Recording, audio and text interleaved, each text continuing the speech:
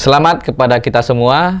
Akhirnya Federasi Sepak Bola kita, yakni Persatuan Sepak Bola Seluruh Indonesia atau PSSI, telah melaksanakan kongres luar biasa pada hari Kamis lalu di tanggal 16 Februari 2023 di Hotel Shangri-La, Jakarta, dan telah menghasilkan ketua umum yang baru. Siapakah dia? Ini tokoh yang tokoh yang tidak asing lagi buat kita, yakni Erick Thohir. Selamat Bapak, tidak hanya sebagai Menteri BUMN sekarang, tapi juga punya tanggung jawab besar memimpin sebuah federasi yang menaungi sepak bola yang notabene adalah olahraga dengan peminat, dengan penggemar yang mungkin bisa saya bilang paling besar di Indonesia, bahkan di dunia. Erick Thohir ini berhasil memenangkan kontestasi Ketua Umum PSSI dengan mengantongi suara 64, jauh dari pesaing utamanya, yakni Bapak Lanyala Mataliti yang hanya mengantongi 22 suara. Dalam kongres luar biasa ini mendatangkan 87 pemilik suara. Nah, adapun pemilik suara ini diantaranya adalah, saya nyontek dikit, ada 34 asosiasi provinsi atau ASPROF, 18 klub Liga 1, 16 klub Liga 2, 16 klub Liga 3, kemudian ada 1 Federasi Futsal Indonesia dan 2 asosiasi, yakni Asosiasi Sepak Bola Wanita dan Asosiasi Pelatih. Dan suksesnya Erick Thohir menduduki kursi Ketua Umum PSSI tentu tidak terlepas dari rekam jejaknya yang sudah pengalaman di bidang sepak bola. Karena memang si dia ini pecinta sepak bola dan basket, dan itu dikenal oleh banyak kalangan.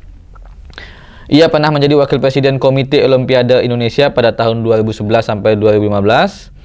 Pernah ditunjuk sebagai Chief the Mission of Indonesia Contingent for the Olympic Games London 2012, sebagai pemilik DC United sejak 2012 hingga 2018. Kemudian ia pernah menjadi presiden dan pemilik klub Internazionale atau Inter Milan. Itu waktu itu itu terkenal banget, viral banget itu pada masa itu.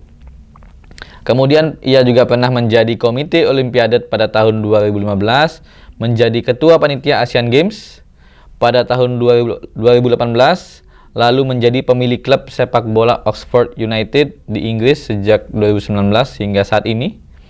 Dan terakhir ia menjadi pemilik saham Persis Solo sejak tahun 2021 sampai hari ini. Nah, kalau kita bicara soal pencalonannya sebagai Ketua Umum PSSI, Erick Thohir selalu bicara soal nyali. Jadi yang dibutuhkan untuk membereskan federasi ini adalah nyali. Tapi apa benar hanya nyali saja yang dibutuhkan oleh Ketua Umum PSSI dalam menyelesaikan begitu banyak masalah di PSSI? Sejujurnya saya meragukan sosok Erick Thohir mampu membereskan masalah-masalah di PSSI. Alasannya cukup kuat, karena Erick Thohir hari ini masih menjabat sebagai Menteri BUMN. Artinya, Bapak Erick Thohir merangkap jabatan. Meskipun di satu sisi Presiden Joko Widodo mengatakan bahwa itu tidak masalah selagi yang bersangkutan bisa membagi tugas, membagi waktu, tetapi ketika kita merangkap jabatan, maka ada salah satu jabatan yang terbengkalai. Pasti ada. Kita tidak bisa seimbang. Bahkan kalau kita nih pengalaman di sekolah, kita ikut OSIS misalnya, kemudian ternyata ikut pramuka juga, pasti ada hal yang mesti diutamakan, diprioritaskan. Dan itu juga pasti dialami oleh Erick Thohir yang saat ini menjabat sebagai Menteri BUMN dan juga sebagai Ketua Umum PSSI. Kemudian dari rangkap jabatan tersebut pastinya tidak akan menghasilkan hal baik untuk kedua institusi yang dipimpin. Nah, dari sudut pandang ini saya pribadi menganjurkan Pak Erick Thohir untuk memilih salah satu jabatan lah dan mundur dari jabatan yang salah satunya. Jangan sampai dualisme jabatan ini mengganggu kinerja. Meskipun seperti yang saya katakan tadi, Pak Presiden tidak mempermasalahkan, dan kemudian dalam statuta PSSI pun tidak ada klausul yang mengatakan soal rangkap jabatan. Dan kembali ke awal, ketika Erick Thohir berani mencalonkan diri, artinya Pak Jokowi pun sudah memberi restu.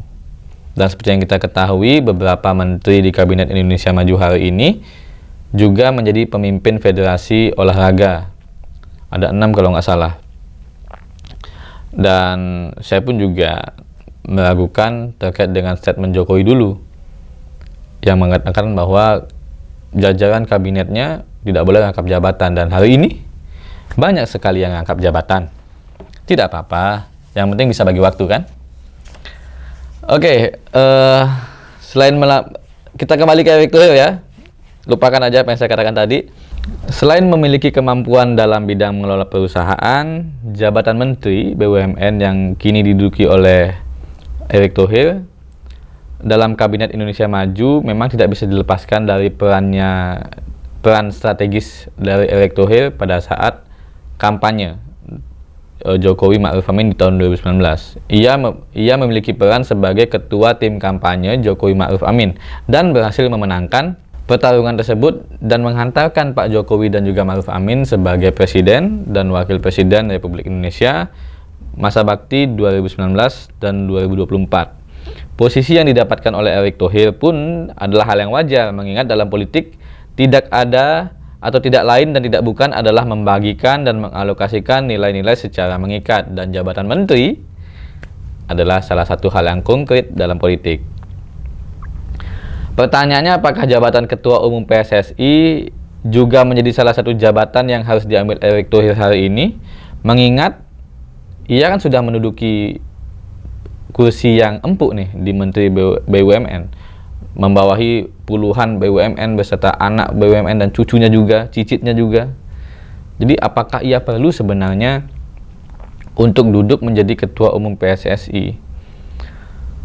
Dan sebagai politisi, Erick Thohir saya kira mengetahui kalau Ketua Umum PSSI ini menjadi sebuah posisi, sebuah tempat yang strategis. Karena seperti yang saya katakan di awal, bahwa federasi ini menaungi olahraga yang sangat dicintai oleh masyarakat Indonesia, yang juga sangat merindukan prestasi dari timnas Indonesia. Dan dalam politik, hal ini menjadi komoditi yang sangat berharga. Oke, kita langsung ngomongin politisi ya. Jadi kalau kita ngomongin politisi, setidaknya kita bisa membagi menjadi 2 jenis. Pertama adalah politisi pemikir atau bahasa kerennya the thinker. Jadi mereka ini jumlahnya sedikit. Ternyata politisi pemikir dikit ya jumlahnya. Dan politisi pemikir ini memiliki tugas untuk merancang serta mengatur strategi dan juga operasi yang diperlukan. Kemudian yang kedua adalah politisi operator. Keselimpet. Jadi politisi ini jumlahnya sangat banyak. Mungkin di layar kaca juga politisi operator ya. Nggak tahu juga sih. Jadi politisi ini jumlahnya banyak. Mereka bertugas untuk melaksanakan strategi yang sudah dirangkai oleh politisi pemikir tadi. Bahkan, ini lucu nih, bahkan kerap kali mereka tidak mengetahui grand design dari strategi yang sedang dijalankan. Tolol. Politisi pemikir atau istilah kerennya adalah the thinker, seperti yang saya katakan tadi, juga terbagi menjadi 3 jenis. Ternyata ada 3 jenis politisi pemikir nih. Yang pertama adalah politisi pemain catur, yang kedua politisi pemain kartu, dan ketiga adalah politisi pemain catur sekaligus pemain kartu. Wow.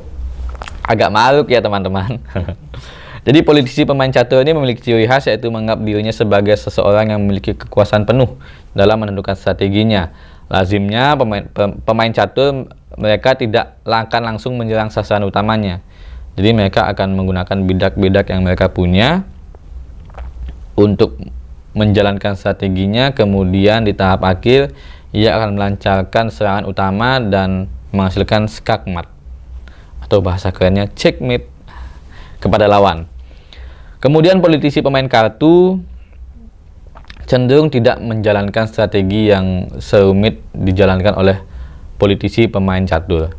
Jadi pada saat mereka mendapatkan kartu yang bagus, mereka akan langsung melancarkan serangan-serangan pamungkasnya sembari melakukan gertakan-gertakan untuk memetakan kartu dan juga membaca strategi lawan.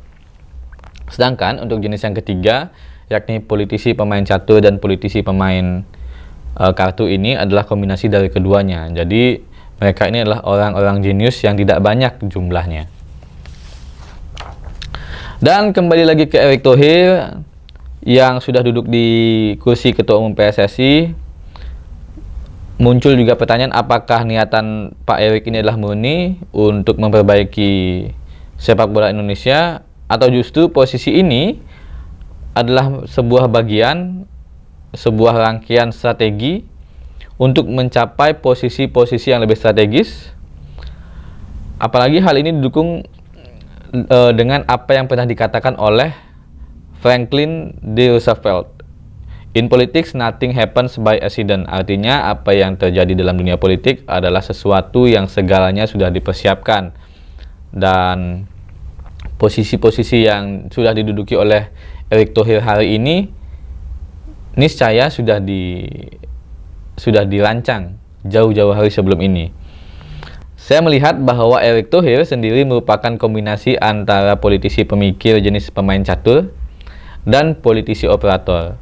Hal ini dibuktikan dengan duduknya ia di kursi Ketua Umum PSSI. Jadi ia menggunakan dirinya sebagai bidak untuk untuk menjalankan strategi yang dia jalankan, yang ia susun, yang ia rencanakan. Kemudian juga menjadikan dirinya sebagai operator guna mensukseskan strateginya. Namun itu baru hanya asumsi saya saja. Segala kemungkinan bisa saja terjadi. Bahkan bisa saja ada kemungkinan Erick Thohir ini hanya sebagai politisi operator. Nah, pertanyaannya, ketika Erick Thohir hari ini berperan sebagai operator, siapa politisi pemikirnya? Silakan tulis di kolom komentar.